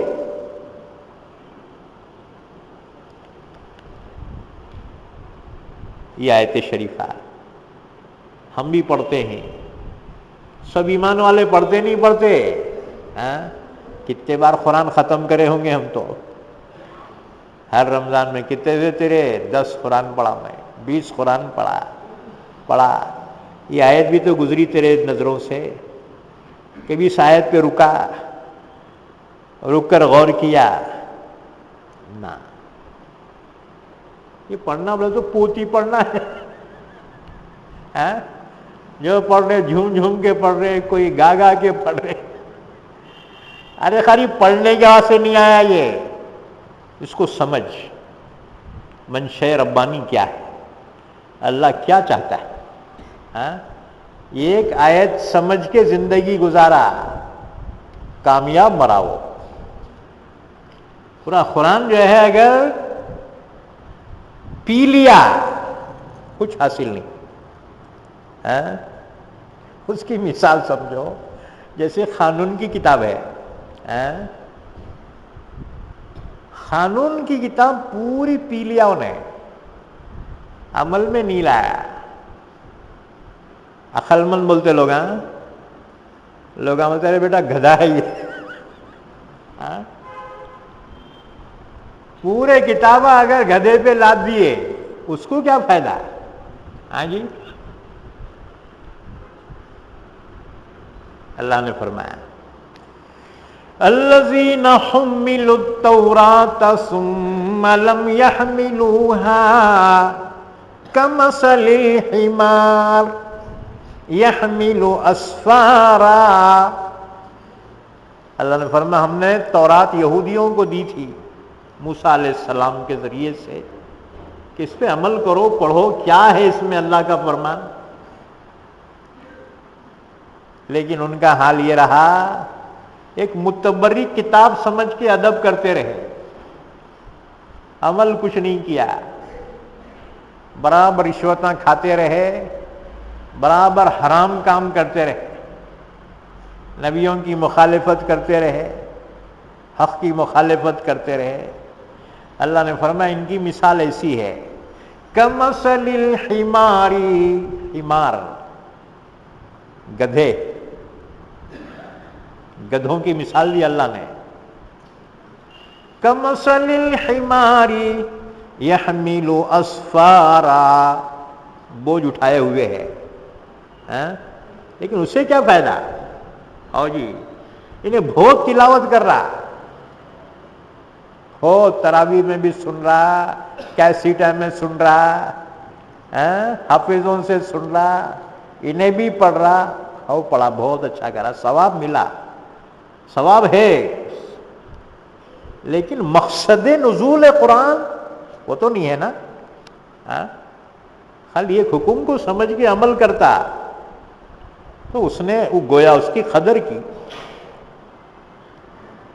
یاد رکھو، صرف پڑھنا مقصود نہیں ہے، اس کو سمجھو اور اس پر عمل کرو۔ تو اللہ تعالیٰ نے فرمایا دنیا والوں سے 3 چیزوں کا مطالبہ، ان میں سے ایک قبول کر لے، یا تو ایمان اسلام نہیں کرتا چل ٹیکس ادا کر، نہیں کرتا مقابلے کو تیار آر پار۔ لیکن جزیرت العرب کے لیے کیا ہے؟ اسلام، انکار کرے گردن مار دی جائے بس۔ اب دیکھو ارے بیچ کی تیسری چیز کہاں چلی گئی؟ جزیہ، یہ بھی تو اسلام کا قانون ہے، عرب کی سرزمین سے علیحدہ پوری دنیا کے لیے ہے۔ اس عرب کی سرزمین خصوصاً یہاں کعبۃ اللہ ہے، وہ سرزمین، اس میں کوئی کمپرمائز نہیں، یا ایمان اسلام یا پھر تحت ہے، کیونکہ اسلام کا ایک خالص مرکز اسے قائم کرنا تھا۔ ہر قوم کے مراکز ہوتے ہیں، کیا اسلام کا نہیں ہونا؟ او جی ہونا چاہیے۔ اللہ نے اسی کو فرمایا ایمان والوں وَقَاتِلُوهُمْ حَتَّى لا تکون فتنۃ ویکون الدین للہ، اور تم ان سے قتال کرو یہاں تک کہ فتنہ ختم ہو جائے، فتنے کا خاتمہ ہو جائے، کفر اور شرک کا خاتمہ اس سرزمین سے ہو جائے۔ حضور کے زمانے میں ہوا ایسے ہی، لیکن اطراف کے علاقوں میں یہودی رہتے تھے،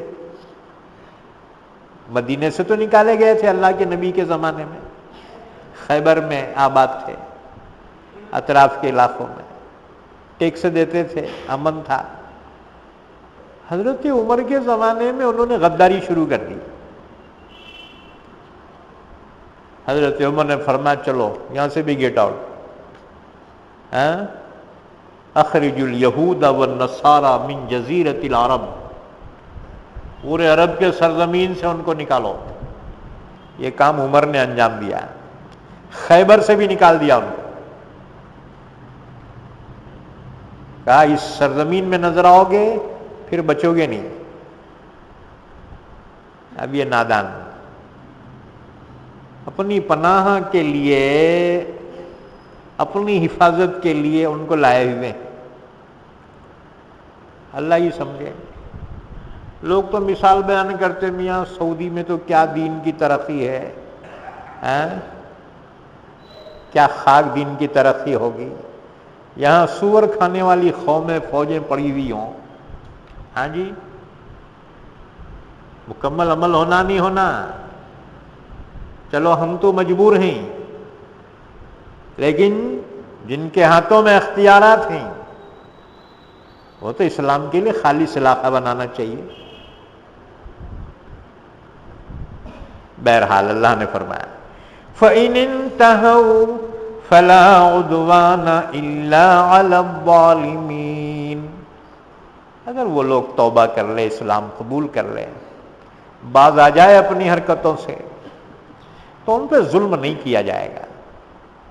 نہیں پہلے ایسا بولا تھا، پہلے ایسا تکلیف پہنچایا تھا، اللہ نے فرمایا نہ، ایمان لا لیے نا، بس پچھلی باتیں نہیں نکالنا، پچھلی تکلیفیں پہنچائے تھے، ایسے ظلم کیے تھے، کچھ نہیں، سب معاف۔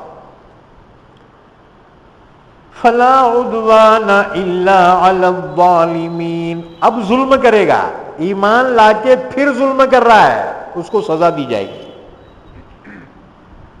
چوری کی سزا دی جائے گی، قتل کی سزا دی جائیں گی، زنا کرے اس کی سزا دی جائیں گی۔ اسلام قبول کرنے کے بعد اگر جرم کرے اس جرم کی سزا دی جائے گی، محض پہلے کے گناہ یا جرم کی وجہ سزا نہیں ملیں گی۔ ایمان لا لیا نا، پچھلی ساری خطائیں معاف، اب اگر جرم کرے گا اس کو سزا ملے گی۔ فلا عدوان الا علی الظالمین۔ اب رہ گئی یہ بات کہ سن 7 ہجری میں جب صحابہ اللہ کے نبی کے ساتھ آئے عمرہ ادا کرنے کے لیے، تو ان کے دل میں تشویش پیدا ہوئی کہ اگر یہ کفار لا اعتبار جنگ چھیڑ دیں تو ہم کیسا کرنا ہے، 3 رکاوٹیں۔ اللہ نے فرمایا کوئی بات نہیں، تمہیں بھی اجازت دی جا رہی ہے، لیکن پہل تم نہیں کرو گے، اگر وہ پہل کریں تو پھر انہوں نے حرمت والے مہینے کی حرمت کا پاس و لحاظ نہیں کیا تو تمہیں کیا ضرورت ہے، تم جو ہے سوال کو جواب دے سکتے ہو۔ الشہر الحرام بالشہر الحرام، حرمت والا مہینہ بدلے میں حرمت والے مہینے کے، یعنی اگر وہ حرمت والے مہینے کا ادب احترام کر رہے ہیں تم بھی کرو، اگر وہ نہیں کر رہے ہیں تو تم جواب دے سکتے ہو۔ وہ ایک تشویش تھی، اللہ نے دور کر دی اور اجازت دی کہ اپنے دفاع میں پھر حرمت والے مہینے میں بھی تم جو ہے کر سکتے ہو اپنا دفاع۔ والحرمات قصاص، حرمتوں میں بھی بدلے ہیں، برابری سرابی کہ اگر وہ رعایت کرے تم بھی رعایت کرو، وہ نہ کرے تو پھر تم جواب دے سکو۔ فَمَنِ اعْتَدَىٰ عَلَيْكُمْ فَاعْتَدُوا عَلَيْهِ بِمِثْلِ مَا اعْتَدَىٰ عَلَيْكُمْ، پس جو تم پہ زیادتی کرے تو تم اس پر اتنی ہی زیادتی کرو جتنی کہ اس نے تم پر کی۔ دیکھو اللہ اکبر، انتقام لینے کی اجازت بھی دی اور پابند بھی کیا کہ جتنی تم کو تکلیف پہنچائی گئی ہے اتنا ہی انتقام لے سکتے ہو، اس میں حد سے تجاوز کرو گے تو تم ظالم کہلاؤ گے۔ یہ ہے اسلام کا نظام عدل، اسلام انصاف کا حکم دیتا ہے۔ مظلوم کو اجازت دی جتنا تجھ پہ ظلم ہوا ہے اتنا ہی انتقام لے۔ فَمَنِ اعْتَدَىٰ عَلَيْكُمْ فَاعْتَدُوا عَلَيْهِ بِمِثْلِ مَا اعْتَدَىٰ عَلَيْكُمْ، پس جو تم پر زیادتی کرے چاہے حرمت والے مہینے میں کیوں نہ کرا تو تم اتنی ہی زیادتی کر سکتے ہو جتنی کہ اس نے تم پہ کی ہے۔ یہاں پہ زیادتی کا لفظ استعمال کیا ہے، اصل میں یہ لفظ مشاکلت کی وجہ سے، ورنہ زیادتی کی اجازت تو بالکل نہیں۔ یہ جیسے جو ہے اللہ تعالیٰ نے فرمایا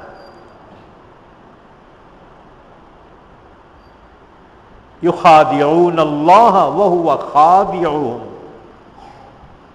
یہ منافقین اللہ کو دھوکہ دے رہے ہیں، اللہ بھی ان کو دے رہا ہے، حالانکہ اللہ کو دھوکہ دینے کی کیا ضرورت ہے؟ اس کا مطلب ہے الفاظ میں مشابہت ہے، ورنہ مقصد وہ نہیں ہے جو سامنے والے کا ہے۔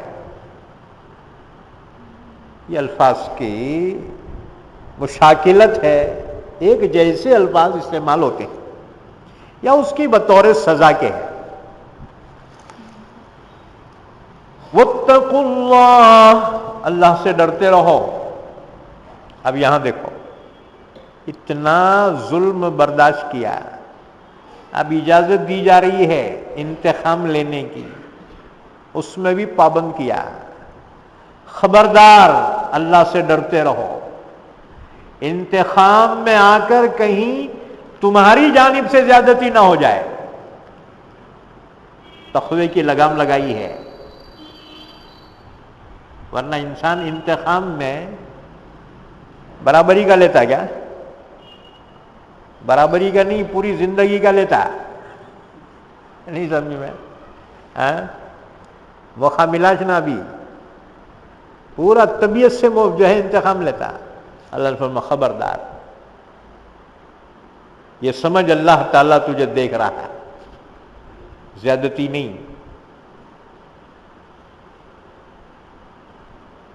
واتقوا اللہ، جب بھی کوئی حکم دیا اللہ نے تو اپنے پکڑ سے ضرور ڈرایا، کیونکہ ایمان والوں کو ہمیشہ لگام دی ہے۔ ایک مرتبہ امیر المومنین عمر ابن عبدالعزیز خلیفہ عادل ہیں، ایک شخص ان کے پاس آیا اور بہت سنایا ان کو، تم ایسا کرے تم ویسا کرے، بہت سنایا، خاموش سنتے رہے۔ جب وہ چلا گیا، قریب والوں نے کہا حضرت انہیں اتنا بولا، تم ایک تو بھی جواب دینا تھا، تم تو امیر المومنین ہے نا، امیر المومنین بادشاہ تو گردن بھی مار سکتے، تم اتنا کیسا برداشت کرے؟ انہیں اتنا بول کے چلے گیا تمہارے کو۔ آپ نے فرمایا کہ چاہتے تو ہم بھی جواب دے سکتے تھے، لیکن ہماری زبان پر تقوی کی لگام لگی ہوئی کہ کہیں غلط لفظ زبان سے نکلے گا اللہ اس کی پکڑ کرے گا. دیکھو اتنی احتیاط ہوتی تھی. احتیاط کرنا چاہیے. انتقامی جذبات میں آ کر انسان زیادتی کر جاتا ہے. انہیں ایک مارا, انتقامی نے 2-3 مار کے نکلتا. انہیں چھ مارا تھا بول کے میں مارا. اب دیکھ نہ, خبردار, زیادتی تمہاری طرف سے نہ. جتنا اس نے تکلیف پہنچائی اتنے ہی کہ تم انتقام کے حقدار ہو. واتقوا اللہ, اللہ سے ڈرتے رہو. اللہ تعالیٰ جب انتقام لینے پر آئے گا کہیں تمہیں پناہ نہیں ملیں گی. کافر کہیں گا نا این المفر, کہاں بھاگوں کہاں پناہ لوں. اللہ کے پکڑ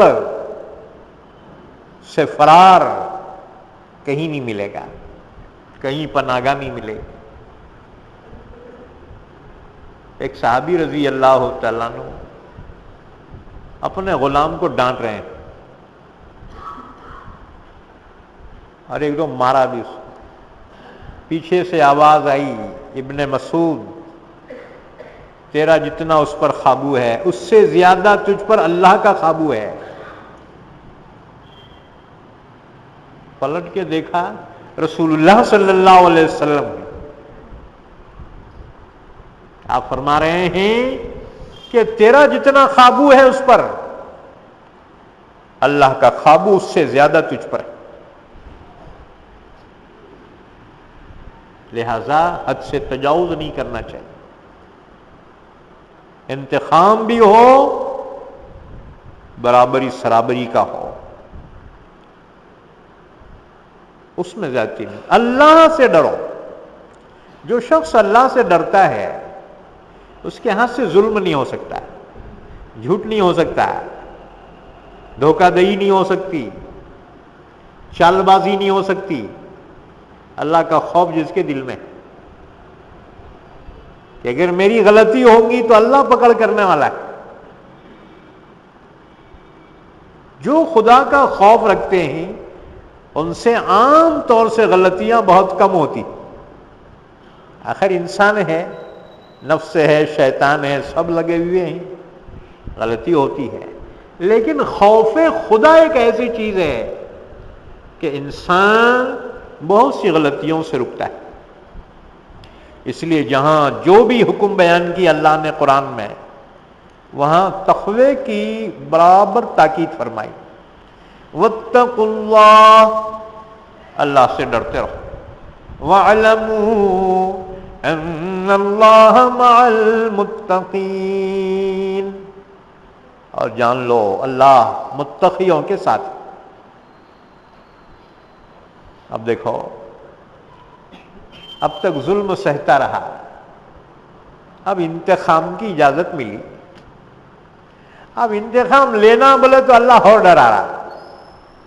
اتقوا اللہ, اے اللہ سے ڈر. اب آدمی مایوس ہو جاتا نہیں ہوتا, ارے کیا جی ابھی چانس ملا تھا اب اس میں بھی روک دیا گیا, ہوتا نہیں ہوتا. ہاں, جیسے ایک نے تم کو مارا, اب تم پکڑ کے اس کو ذرا دھو رہے, تیسرا آگے پکڑا رہے, جان دے رہے بھائی, جان دے رہے بھائی. غصہ آتا کہ نہیں آتا؟ ارے انہیں میرے کو مار دیا, ایک تو بھی مارنے دے. تیسرا آگے ہم لوگ پکڑتا, ارے جان دے رہے بھائی, جان دے رہے. نہیں بولتا, غصہ آتا, ارے انہیں ایک مار دیا, میرے کو ایک تو بھی مارنے دے. دیکھو جب انتقام کا موقع آیا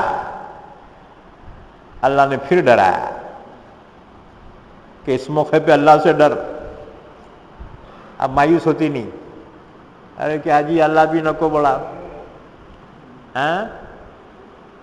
اللہ نے فرما بندے میں نے تجھے اس لیے روکا, میں نے تجھے اس لیے روکا, انتقام تو مت لے, میں لوں گا انتقام.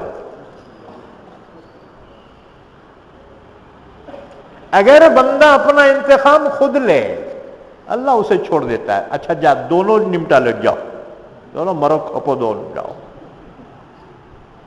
اور اگر بندہ انتقام سے رک جائے اللہ خود انتقام لیتا ہے اس سے۔ یہی معنی آیت کے ہیں۔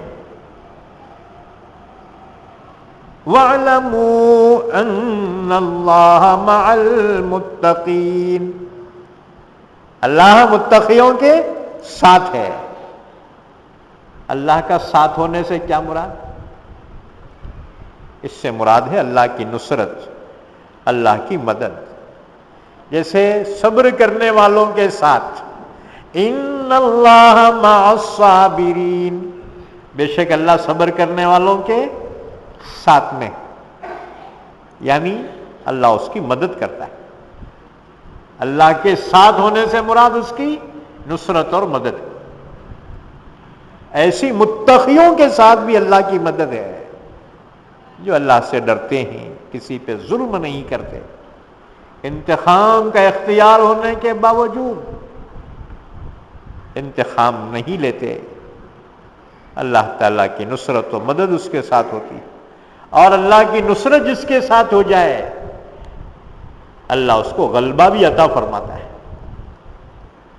تو یاد رکھو، غلبہ ہر مسلمان چاہتا ہے کہ ہمارے کو غلبہ ہونا، دنیا میں غالب آ جانا، اسلام غالب آنا، ہم غالب آ جانا۔ کب تک مغلوبی کی زندگی گزاریں گے؟ یاد رکھو، غالب آنے کے لیے شرط ہے اللہ کی نصرت اور مدد، اور اللہ کی نصرت کے لیے شرط ہے صبر اور تقوی۔ حضرت یوسف علیہ السلام سے پوچھا گیا، آپ کامیاب کیسا ہو گئے؟ نبی بھی بن گئے، بادشاہ بھی بن گئے، دونوں عہدے۔ روحانیت کے اعتبار سب سے بڑا عہدہ کیا ہے؟ نبوت۔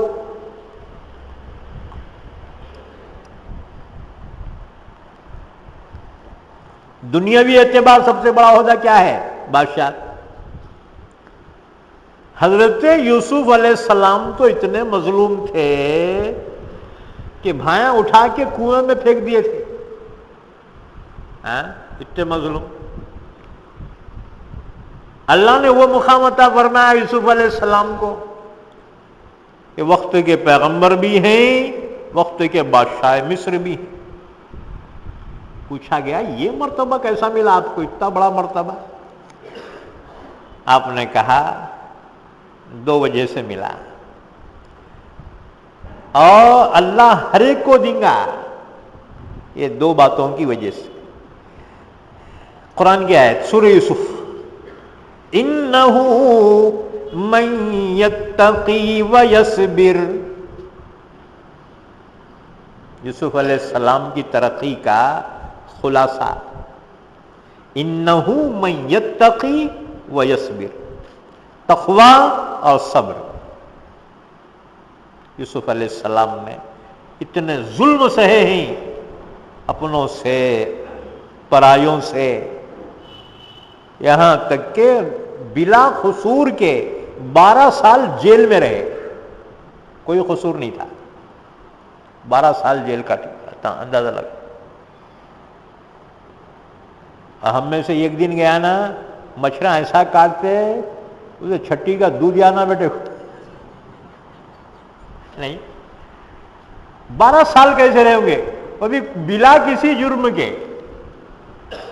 اللہ اکبر، صبر کیا، تقوی اختیار کیا کہ مصر کی حسین ترین عورت زلیخا نے جب دعوت گناہ دی ہے اپنے آپ کو بچایا۔ زلیخا نے پیشکش کی کہ ہر چیز تیری ہو جائے گی، تو میرا ہو جا، گناہ کی دعوت دی، آپ نے اس کو ٹھکرا دیا۔ یہ ہے تقوی، گناہوں کا ماحول ملنا، گناہوں کے چانس ملنے کے باوجود گناہ سے بچنا، یہ تقوی ہے۔ یہ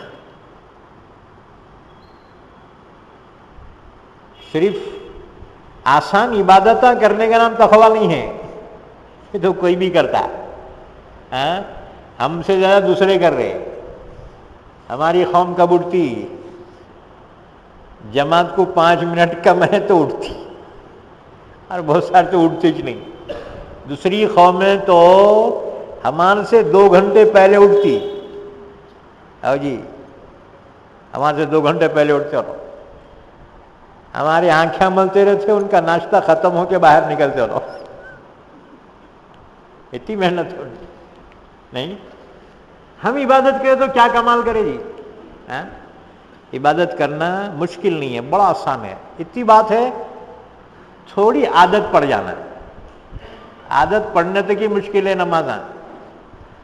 عادت پڑ گئی تو روٹین میں آتی. جیسے بھوک لگی تو کھانا معلوم ہوتا، تو وقت ہوتی نماز پڑھنا معلوم ہوتا نہیں. روٹین میں آنے کی بات ہے. فطرت ثانیہ بن جاتی، اس کی عادت ثانیہ بن جاتی.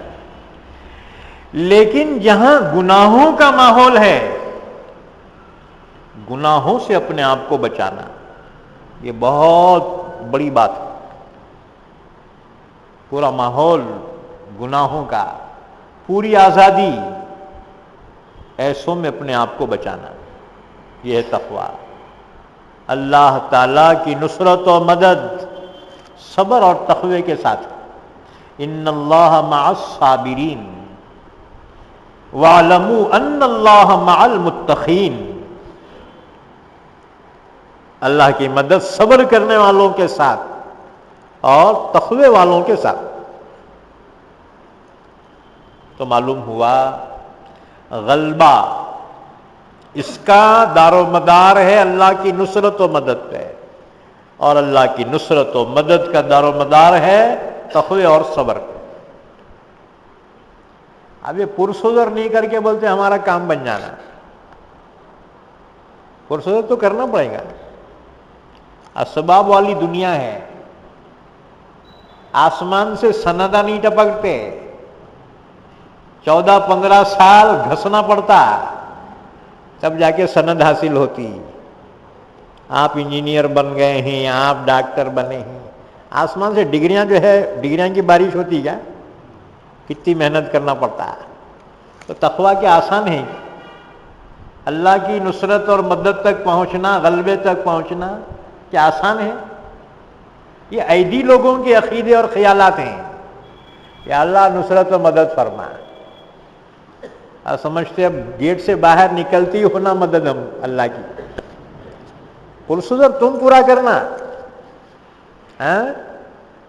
انہو من یتقی ویصبر، صبر و ثابت قدمی حق پر، اور مخالف حالات میں، گناہوں کے ماحول میں اپنی حفاظت کرنا، اپنے ایمان کی حفاظت کرنا، تب اللہ کی نصرت و مدد آئے گی. یہ پرسوزر ہے. پھر نتیجہ نکلے گا اللہ غلبہ عطا فرمائے گا. اب اتنا نہیں ہوتا. اب باقی چاہت تو ہے ہماری، اللہ اسلام کو غالب کرنا، مسلمانوں کو غالب کرنا، اور سو خیر ہماری حکومت آنا. پرسوزر کون تیار کر. عمل، اسلام عملی مذہب ہے، خیالاتی نہیں ہے. اچھے خیالات کا نام اسلام نہیں ہے، صرف عمل کا نام. عمل میں محنت لگتی ہے تو گویا اسلام میں بھی محنت لگے گی. پختگی کے لیے، تقوی اور صبر کے لیے محنت لگے گی. تو صبر صرف برداشت کا نام نہیں ہے، حق پر قائم رہنا، ثابت قدم رہنا، اسے صبر کہتے ہیں. انہو من یتقی ویصبر، وہی کامیاب. اس کے بعد پھر فرمایا وَأَنفِقُوا فِي سَبِيلِ اللَّهِ، اللہ کی راہ میں خرچ کرتے رہو. بخیلی اللہ کو ناپسند ہے. حدیث پاک میں رسول اللہ صلی اللہ علیہ وسلم فرمایا 2 فرشتے روزانہ آسمان سے آتے ہیں. ایک فرشتہ دعا کرتا ہے یا اللہ جو نیکی کے کام میں خرچ کرنے والے ہیں ان کو خوب برکت عطا فرما، اضافہ فرما اس کے مال میں۔ دوسرا بولتا یا اللہ جو بخیلی کرے نا اس کو تو ختم ہی کر، اسے برباد کر دے۔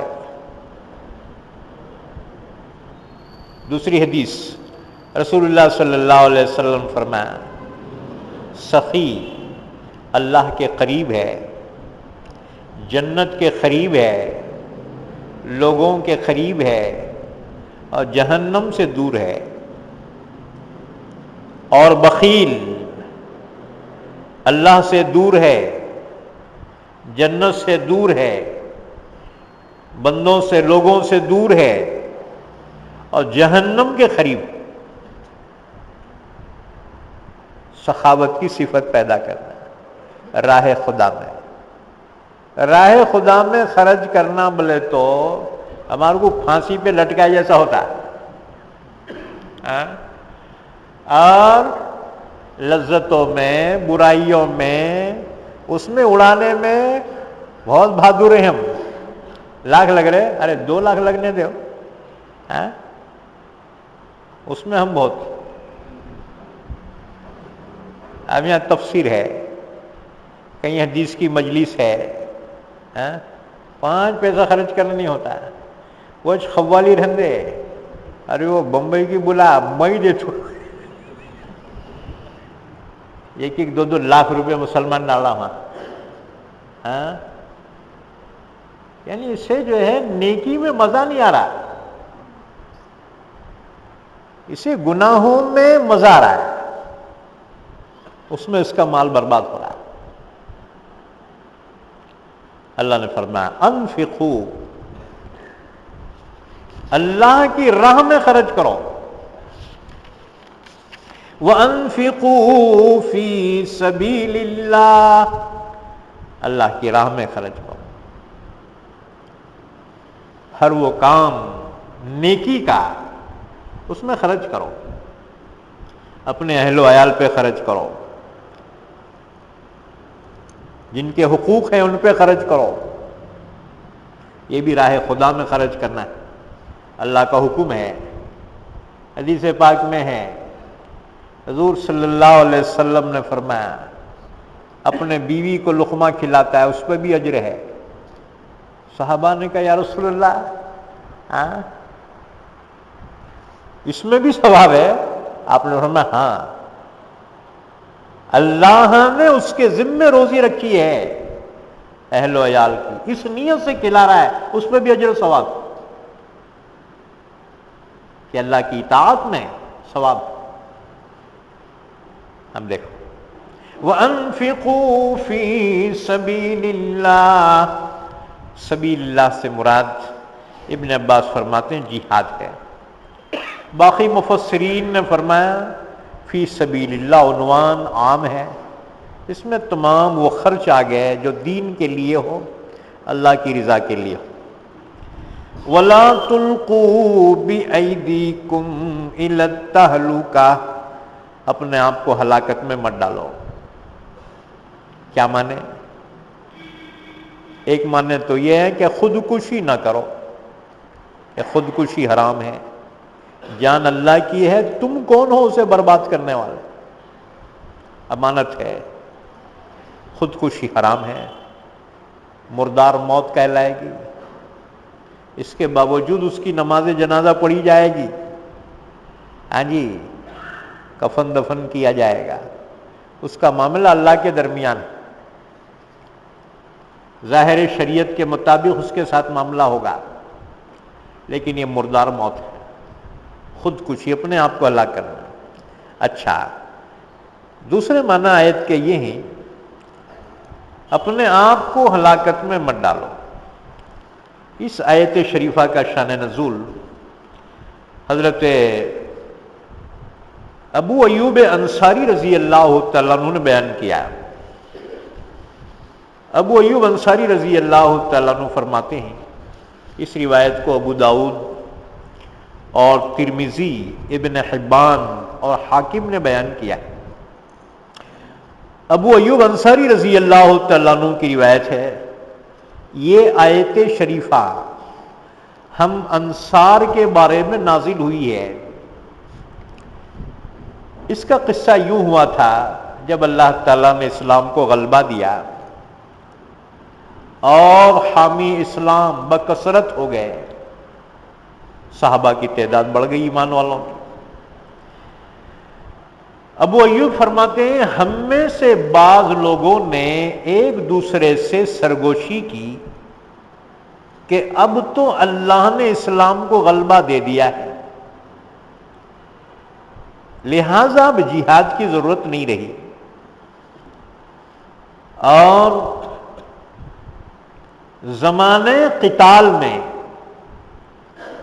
ہمارے بہت سے مال جو برباد اور تباہ ہو گئے، جنگوں میں تجارت کی طرف توجہ نہیں تھی، بس اسلام کی سربلندی کے لیے صحابہ مسلسل لگے رہے، اسلام غالب ہو گیا۔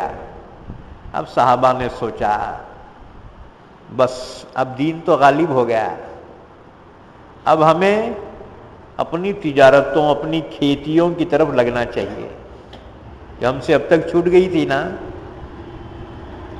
لہذا اس کا تدارک کرنا چاہیے۔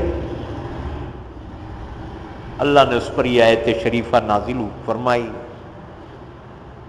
اپنے آپ کو ہلاکت میں مت ڈالو، وَلَا تُلْقُوا بِأَيْدِيكُمْ إِلَى التَّهْلُكَةِ، اپنے آپ کو ہلاکت میں مت ڈالو۔ اس سے کیا مراد؟ اس سے مراد ترک جہاد ہے۔ ترک جہاد یہ ہلاکت ہے۔ اللہ نے فرمایا کہ اس طرح اپنے آپ کو ہلاکت میں مت ڈالو، اللہ کے ایک فریضے کو چھوڑ بیٹھو، ایسا نہ کرو۔ وَلَا تُلْقُوا بِأَيْدِيكُمْ إِلَى التَّهْلُكَةِ، اپنے آپ کو ہلاکت میں نہ ڈالو۔ ایک مرتبہ ایک جنگ ہو رہی تھی، ایک نوجوان جوش میں آگے بڑھا، بڑھتا ہی چلا گیا تو باقیوں نے دیکھا، کہنے لگے ارے رے اپنے آپ کو ہلاکت میں ڈال دیا اس نے، اکیلا کہیں کو اتے میں گھسنا ہے، اس نے تو اپنے آپ کو ہلاکت میں ڈال دیا۔ ابو ایوب انصاری نے سن کر کہا کہ نہ، یہ اپنے آپ کو ہلاکت میں ڈالنا نہیں ہے، اس آیت کے معنی تو ہم خوب جانتے ہیں، یہ آیت ہمارے بارے میں نازل ہوئی ہے، اس سے مراد ترک جہاد ہے، نہ کہ جہاد۔ کہ ہم نے سوچا اب تک جو ہے ہم اسلام کی سربلندی کے لیے لڑتے رہے، اس درمیان ہم نے کھیتیاں، اپنے باغات، اپنی تجارت نظر انداز کی تھی، چلو اب اس چیز کو چھوڑ دو، اسلام غالب آ گیا ہے، اب اپنی تجارتوں میں اپنے باغات کھیتیوں میں لگ جائیں۔ اللہ نے بطور تنبیہ کے ہمارے بارے میں آیت نازل فرمائی کہ اس فریضے کو چھوڑ کر دنیا میں منہمک ہو جانا، یہ اپنے آپ کو ہلاکت میں ڈالنا ہے۔ وَلَا تُلْقُوا بِأَيْدِيكُمْ إِلَى التَّهْلُكَةِ، ابو ایوب انصاری رضی اللہ تعالیٰ عنہ کا پھر عمل یہ رہا، عمر کے آخری حصے تک اس میں لگے رہے، یہاں تک کہ جب لشکر اسلام قسطنطنیہ کی طرف چلا ہے، ابو ایوب انصاری رضی اللہ تعالیٰ عنہ نے فرمایا مجھے اونٹ پہ بٹھا دو، بہت عمر ہو گئی تھی، 90 سال سے زیادہ عمر ہو گئی تھی۔ دوسرے صحابہ نے کہا جی حضرت اب ہوا نا، بہت کرے نا دین اسلام کے واسطے۔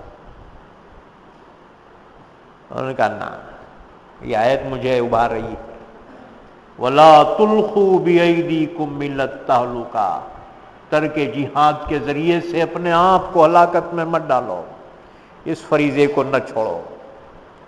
بٹھا دیا گیا، وصیت فرمائی دیکھو اگر درمیان میں میرا انتقال ہو جائے تو مجھے یہاں درمیان میں کہیں دفن نہ کرنا، بلکہ اسلام کی سرحد پر جہاں کفر کی سرحد ملتی ہے وہاں مجھے دفن کیا جائے۔ انتقال ہو گیا، جنازہ ویسی چلا، اونٹ پہ لدا ہوا قسطنطنیہ کے فصیل کے پاس ابو ایوب انصاری دفن کیے گئے۔ مسلمان فیصلہ کن جنگ نہیں کیے تھے، واپس ہوتے ہوئے وارننگ دی قسطنطنیہ والوں کو، دیکھو ایک امانت یہاں ہم چھوڑ کر جا رہے ہیں، اگر بے حرمتی کی تم نے ہم دوبارہ آئیں گے۔ انہوں نے بے حرمتی تو نہیں کی۔ اس کے بعد پھر ایک زمانہ گزرا، تقریباً 400 سال گزر گئے۔ پھر ترکی کا ایک جیالہ محمد الفاتح وہ اٹھا اور اس نے قسطنطنیہ کو فتح کیا، دوبارہ فتح کیا، اور پھر قسطنطنیہ اور وہ ترکی کا علاقہ اس وقت سے لے کے آج تک الحمدللہ اسلامی مملکت رہا۔ درمیان میں کچھ حالات ایسے آ گئے تھے، ایک لیڈر ان کا جو گزرا اتا ترک مصطفیٰ کمال پاشا، اس نے اسلامی حکومت کو جمہوریت میں تبدیل کیا۔ اس نے کہا کہ ملک کا مذہب اسلام نہیں رہے گا بلکہ قانون جمہوری رہے گا۔ علامہ اقبال نے اس موقع پہ کہا تھا، چاکی ترک نادان خلافت کی آبا،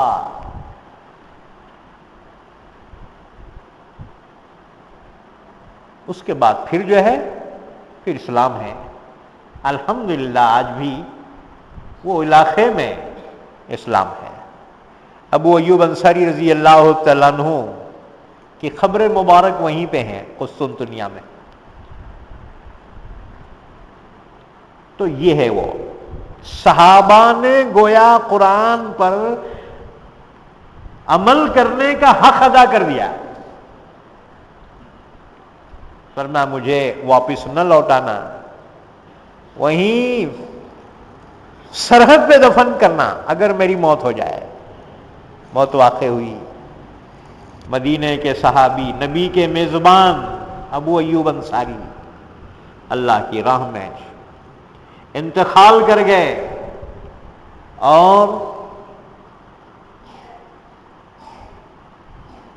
اپنے مدینے سے ہزاروں میل دور میدان کارزار میں دفن کیے گئے۔ کتنے بے شمار صحابہ ہیں دنیا کے کناروں میں پیوند خاک ہو گئے، جہاں تک اسلام کی سربلندی کے لیے پہنچے تھے وہیں پر